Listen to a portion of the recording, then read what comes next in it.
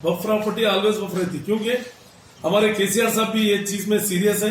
Government की पूरी support है वक्फ बोर्ड को, क्योंकि पहले का दौर एक अलग था। ये दौर में जो है ना केसीआर साहब को सेकंड सर्वे करा के लैंड कलेक्टरों को एक इंस्ट्रक्शन। नाजरीन अस्सलाम वालेकुम, IND टुडे न्यूज में आपका खैर मकदम करते हैं।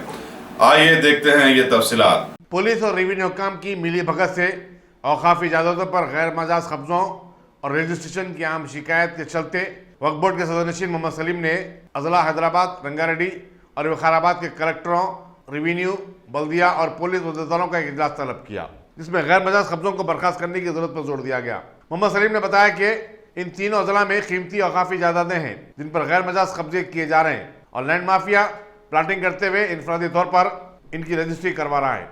उन्होंने बताया कि चीफ मिनिस्टर औकाफी जायदादों के तहफ़्फ़ुज़ के बारे में काफ़ी संजीदा हैं और उन्होंने हर मुमकिन इक़दाम का तयक़ुन दिया है। वक्फ बोर्ड के सदरनशीन ने कहा कि रेवेन्यू काम इनफरादी तौर पर औकाफी जायदादों का रजिस्ट्रेशन न करे और न ही किसी के दबाव को कबूल करे।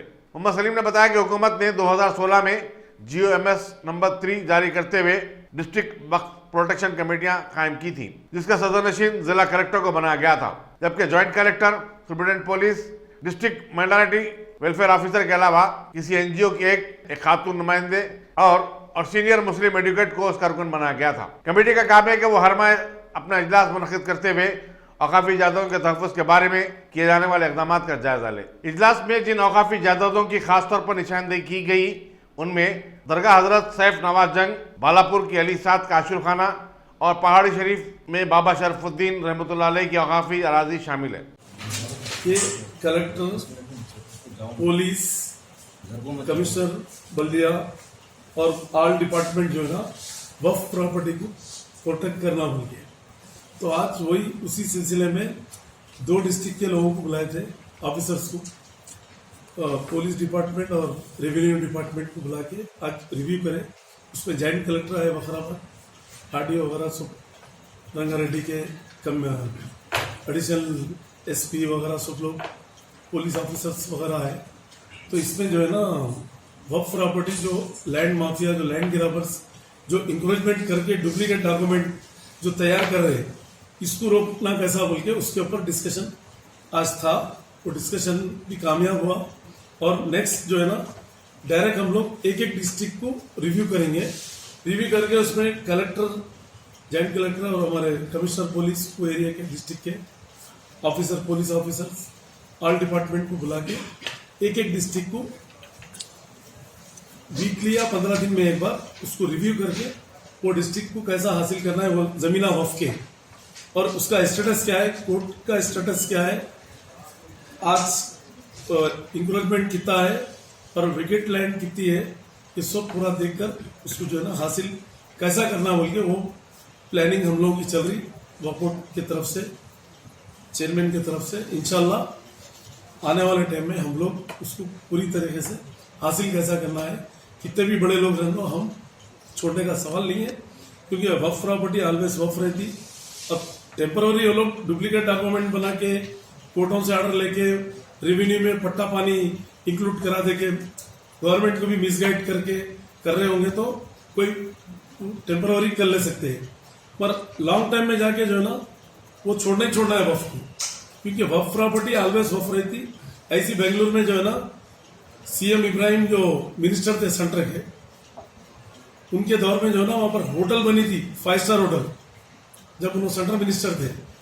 तो वक्फ की थी, उन्होंने वक्फ की नहीं है बोल के चला है, मगर एक टाइम ऐसा आया डिमोलिश करना पड़ा उसको 20 साल के बाद।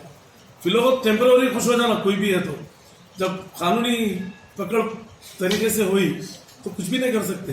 वक्फ प्रॉपर्टी ऑलवेज वक्फ रहती, क्योंकि हमारे केसीआर साहब भी ये चीज में सीरियस है। गवर्नमेंट की पूरी सपोर्ट है वक्फ बोर्ड को, क्योंकि पहले का दौर एक अलग था। ये दौर में जो है ना केसीआर साहब को सेकंड सर्वे करा के लैंड कलेक्टरों को एक इंस्ट्रक्शन दिए, यहाँ तक कि GO भी निकाले के ये GO जो है ना प्रॉपर्टी को प्रोटेक्ट कैसा करना, पूरे ऑफिसरों की एक कमेटी भी डाले माइनॉरिटी वेलफेयर की तरफ से। तो उसमें कलेक्टर को चेयरमैन रखे, इसमें कलेक्टर चेयरमैन है इसमें। तो वक्फ प्रॉपर्टी रेवेन्यू डिपार्टमेंट ही बचा सकता, और रेवेन्यू, वक्फ, पुलिस, ये पूरे डिपार्टमेंट मिले तो जो ना कोऑर्डिनेट करके एक अच्छे तरीके से हमारी प्रॉपर्टी हम हासिल करेंगे। और एक पहाड़ी शरीफ के रैम के पास जो नया बनने की बात कर रहे थे, जुमला इसका एक दे दो ना, नहीं है जुमला। देखिए आप, बड़े बड़े प्रॉपर्टीज है,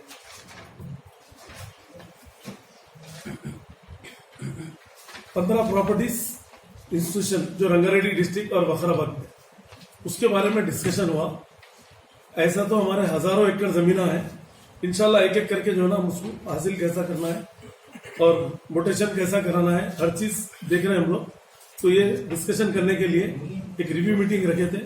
इंशाल्लाह जो है ना आने वाले टाइम में और भी इसको सीरियस लेके एक एक मीटिंग ऐसी कंडक्ट करके एक एक चीज हासिल कैसा करना है।